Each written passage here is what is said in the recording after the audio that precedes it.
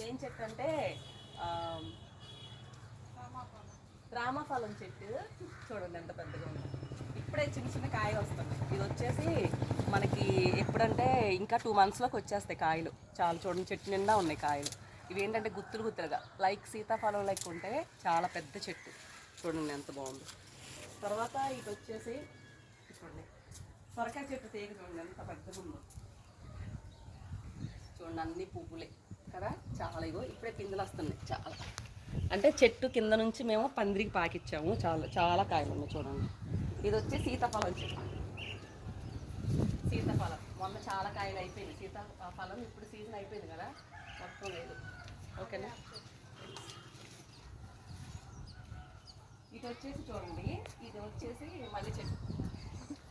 ఇవి బొండు మల్లి చాలా పెద్ద పెద్దగా ఉంటాయి. పువ్వు వచ్చేసి చాలా పెద్దగా ఉంటాయి. అంటే సీజన్ ఇప్పుడు కాదు కదా, లేవు. ఇదిగోండి కాకర, దీనికే మళ్ళీ కాకర తీగ కూడా పాకింది. చాలా కాయలు. ఇగో చూడండి చిన్న కాయలు ఇప్పుడే స్టార్ట్ అవుతున్నాయి.